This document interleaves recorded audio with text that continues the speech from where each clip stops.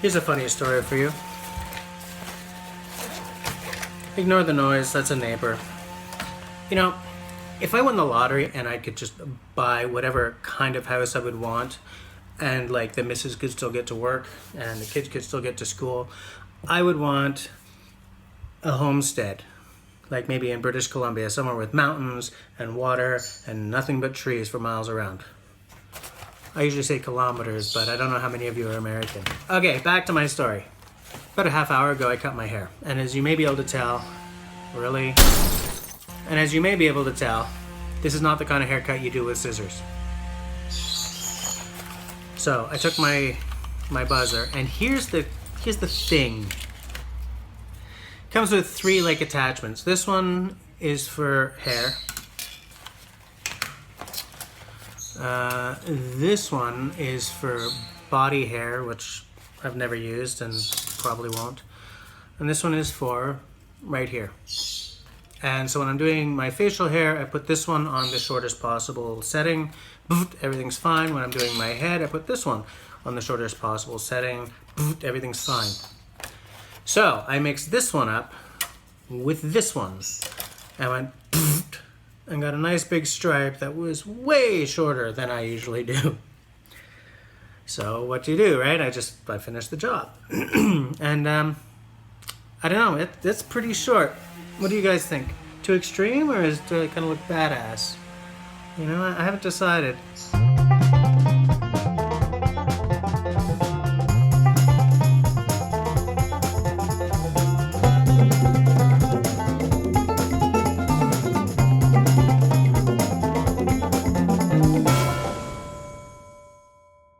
So since this weekend is going to be all gigging all the time, I figured maybe I'd talk to you about my instruments a bit.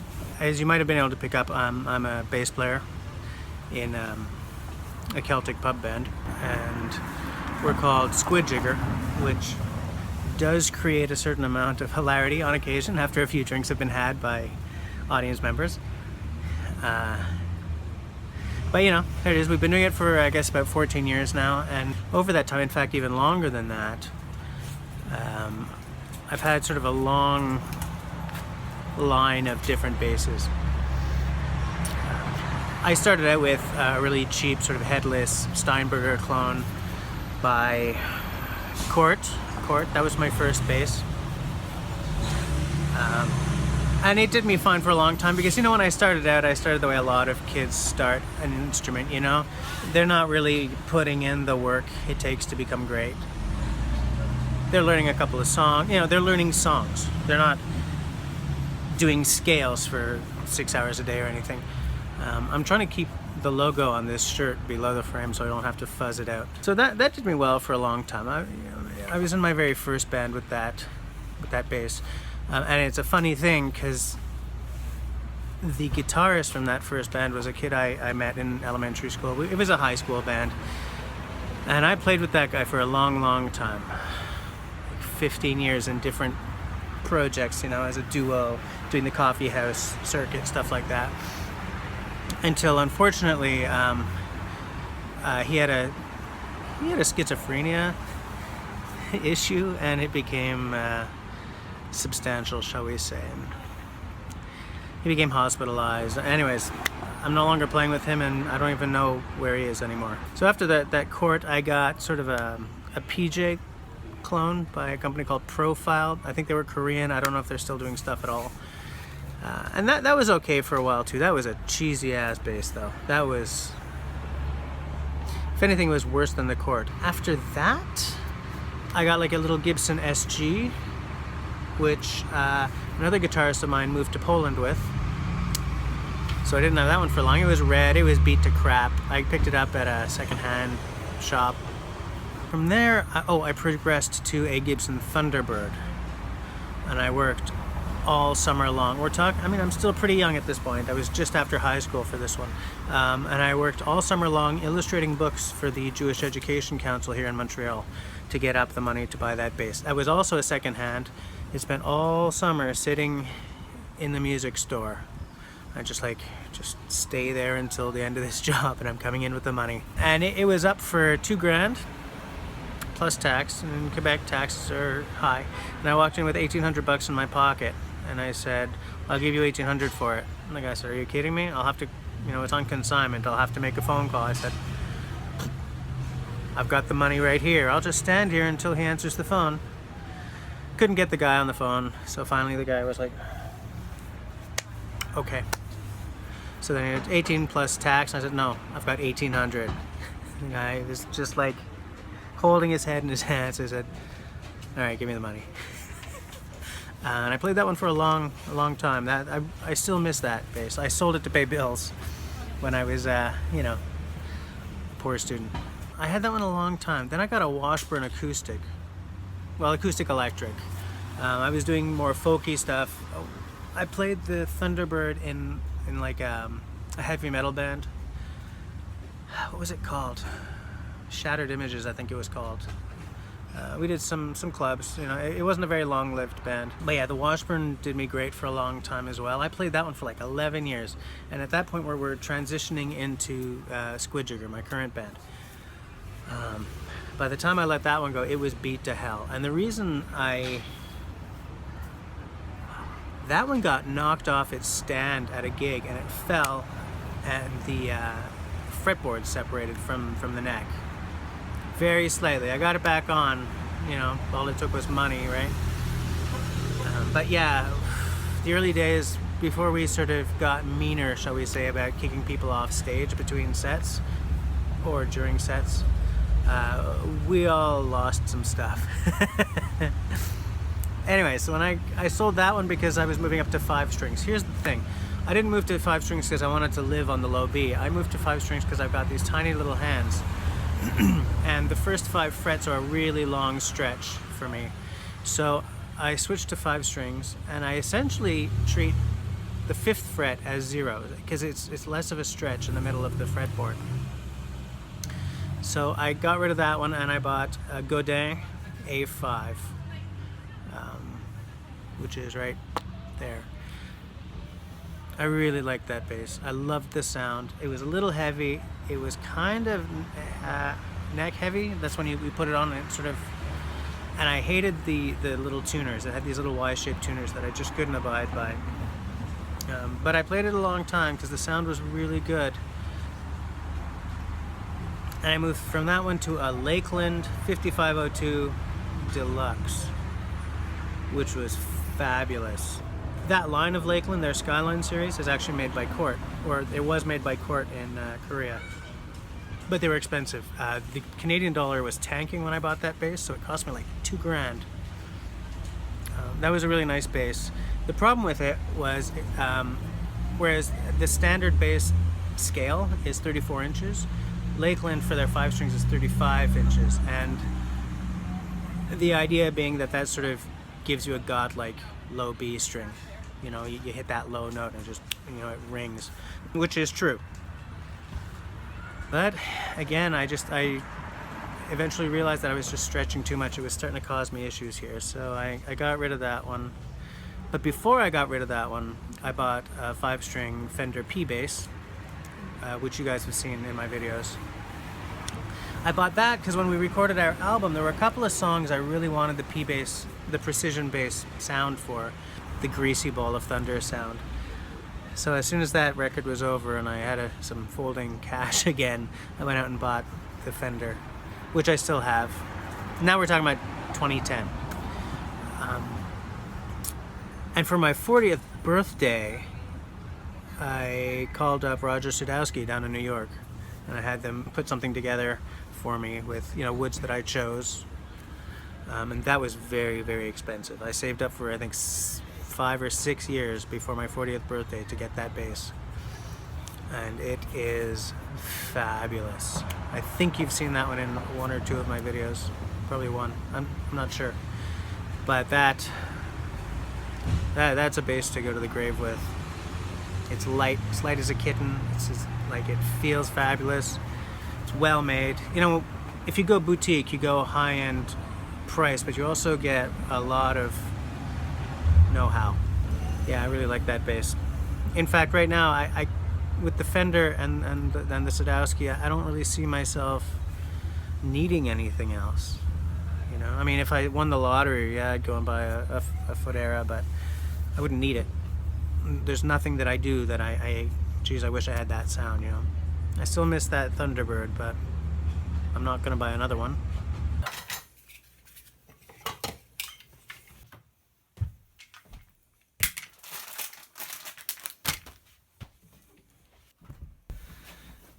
Okay, I'm playing a couple of weddings this weekend, one in Hudson, Quebec, and one across the border in Vermont with my band. Here's the thing. These strings have been on here for a really, really long time. And they're really sort of losing their oomph. So I'm going to put these strings on this bass and it'll be ready to go.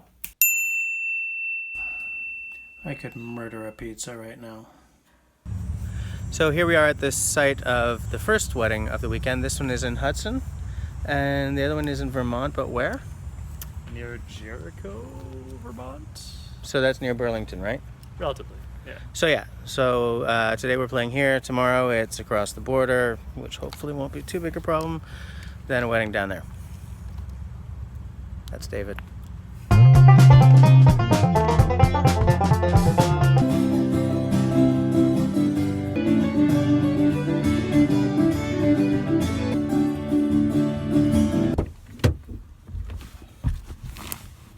You know, playing a wedding is not a stress-free gig by any stretch.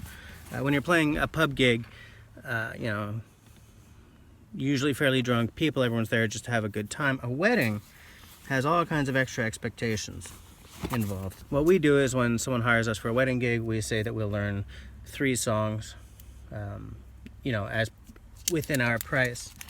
And then if they want more stuff, we charge extra, blah, blah, blah. But anyways, because Peter lives in Calgary and David and I both have families, very often the first time we play one of these 3 songs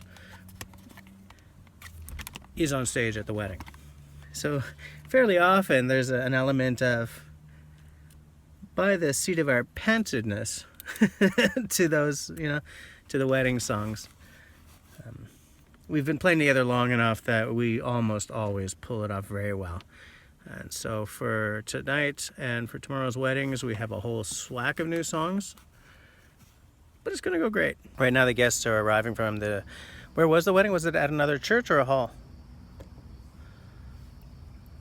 I just swallowed a drink. It was at the Vipons and McKinnon's cottage. Okay. Which you've been to. So people are arriving from the cottage where the wedding was, and we're on in, well, I don't know, a couple of hours. There's going to be supper first, and then we're going to play some cool tunes. Cool tunes? Cool tunes. Cool tunes. So anyone know what that is? Mushroom. Golf ball. Anyone know what that is? A bigger mushroom. What about that? Half eaten. Good point. Okay. Now that's a mushroom. There should be a small elf or something sitting on it right now, I think. It looks like a sort of semi-toasted pastry of some sort, bagel or... Why don't you take a bite and we'll see what it is? Yeah.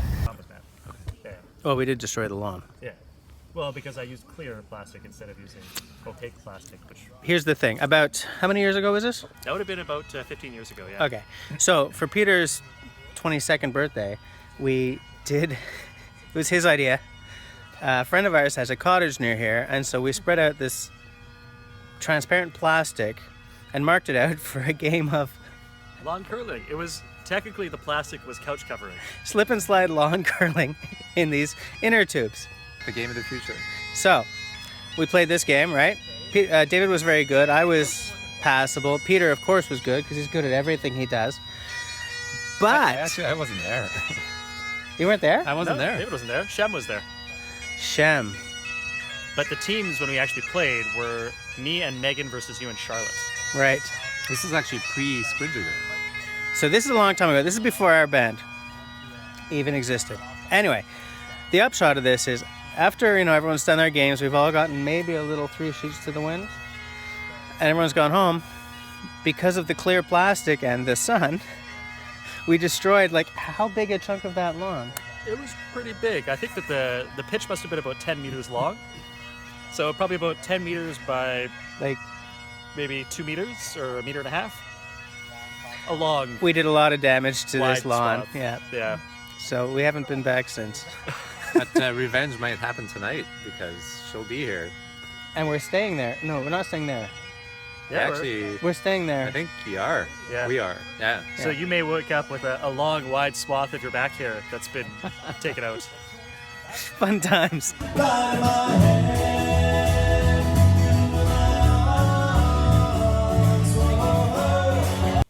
Okay, so sorry. So last night went great. We stayed at a friend's house who lives out here in Hudson, and today this morning we're just gonna eat, caffeinate, jump in the car and go. We want to leave early because you're never sure how long it's gonna take to get across the border, so we don't want to be late for the other gig because of that. So, eating and leaving. Oh, and showering. Very important. So we're almost at the border crossing now. Last night went well. Tonight will go even better. Right, boys? Right. Woo! Woo!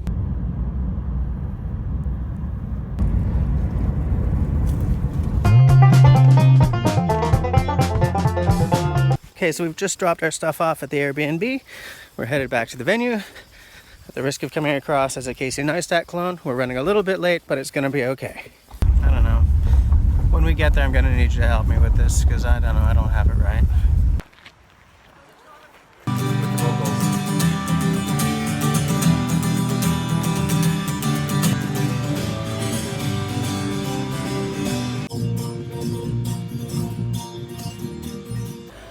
So we're halfway through the wedding. We're on our set break right now. It's in a beautiful barn in Jericho, Vermont. It's called the Mansfield Barn, I think. It's absolutely beautiful. And it's a stunning night. It's nice and cool. It's stinking hot in there. There's no air conditioning because it's a barn. But anyways, we're loving it. The wedding is great. It's, a lot of really nice people. They're enjoying the music. They're dancing. Strangely, no one but the, I guess, serving staff are actually from Vermont, which is funny.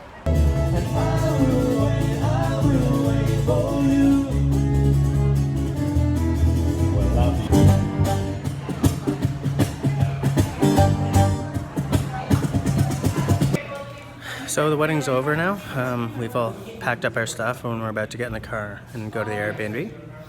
This wedding was really, really fun. Really nice group of people. Nice area, and I love this barn. So, that's about it.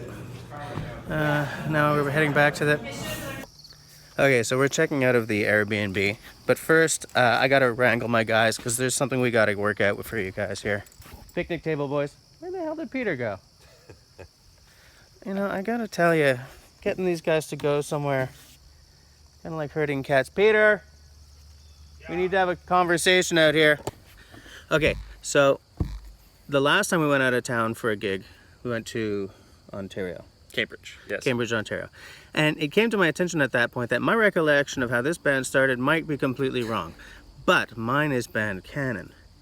So we have to decide right now if I have to rewrite their website or not. I like the mystique of not necessarily having the website light up to the official version. Only the true fans will know that may not be the exact version. Except that neither of your recollections gel exactly, but they're both a lot closer than mine. You see, because to me, my recollection was, okay, we've established we all worked for Montreal West Operatic Society. Yes. Sort of at the same time. Yes. Yeah. We overlapped. We overlapped. We established that you and I were roommates Yes. when you lived in Montreal. We've established that there was a cast party. Yeah, there was a cast party. But it had nothing to do with us. See? This is where... Because my recollection is, it was a cast party. I hadn't played bass in like, what, two or 3 years? You had a fiddle. Actually, at that point, it was I had a violin. I didn't play fiddle at that point. Right? But I had quit for 7 years. 7 years. And I hadn't played for a couple of years. David breathes music, so my recollection is he took my guitar out of the corner, tuned it up because I hadn't played guitar in a few years either, and started playing. And then Peter was like, I can do that. So he went and got his fiddle and started playing along. And I was like, well, everyone's playing music. And I plugged in a bass and started playing along. And that was the genesis, not immediately, but that's what gave us the idea. David's recollection is significantly different. Yeah, I remember you saying for an ongoing period of time you kept wanting to form a Celtic band, which I didn't play. I was playing in like this rock band, trying to write songs with some friends, and you kept mentioning this, and I was like, well, finally, I said, I play guitar, so who knows, maybe we should try to do something if you want. And we didn't have a fiddler. Right. We didn't have a fiddler. And I think we talked about a few people, but then Peter was your roommate, and he said, well, I play, I could try. See, and my recollection is closer to David's, Yeah. and not as nearly romantic and sudden as Jesse's. But mine was that the conversation happened, but you guys had a fiddler you were talking to, who was somebody that you knew through Diaryland, I think, actually. See, I don't remember that at all. I don't But she remember was a that flake. at You never met her. Oh. She just said that she did play fiddle. And so you guys had this idea that she was going to be potentially the fiddler for your band, but the first time you organized to have a jam, she flaked out. And so the two of you were there, and I said, well, I'll stand in. I don't mind. Like, I'll see if, maybe I can do this whole fiddling thing. I think I might remember a flake. Yeah.